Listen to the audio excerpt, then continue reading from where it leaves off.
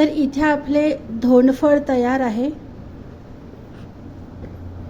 इथे आपण मस्तपैकी सोनेरी कलर येईस्तोवर खरपूस असे धोंडफळ तळून घेतलेले आहे। धोंडफळ अधिक मास स्पेशल केले जातात।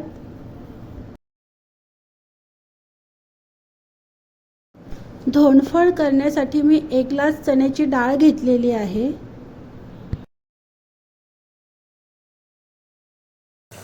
डाळ स्वच्छ धुवून घेऊया।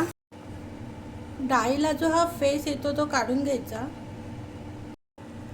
कुकरला 3 शिट्या काढून घेऊया।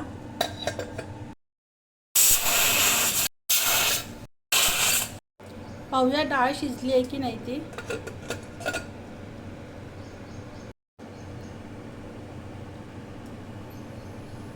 हां, डाळ शिजलेली आहे।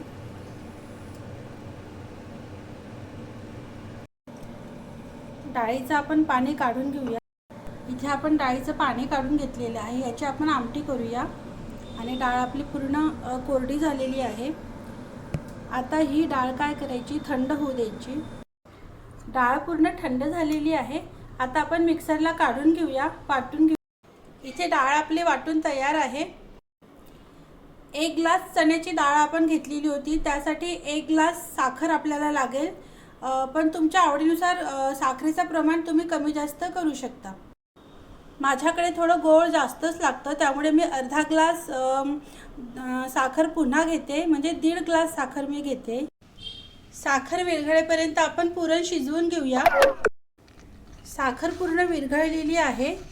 पुरण थोडं घट्ट येईपर्यंत आपण शिजवून घेऊया। तोपर्यंत असं ढवळत राहावं लागेल आपल्याला। पुरण आपलं बऱ्यापैकी घट्ट आलेलं आहे, तुम्ही पाहू शकता। आता याला काय करायचं, पूर्ण थंड होऊ द्यायचं। सारणासाठी आपण मैदा घेतोय 1.5 वाटी, 1 वाटी आणि हा अर्धा वाटी।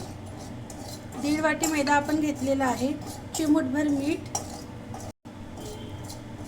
2 चम्मच साजूक तूप लागेल आपल्याला।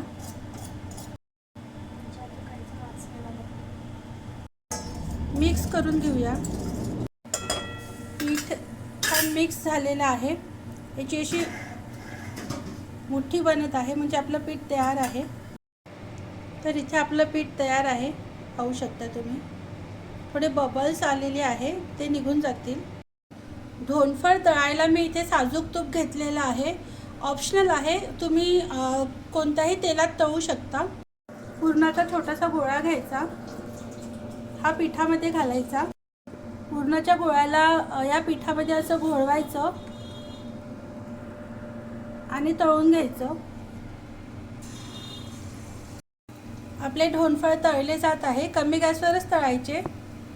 छान खरपूस सोनेरी रंग येईस्तोवर आपण धोंडफळ तळून घेऊया।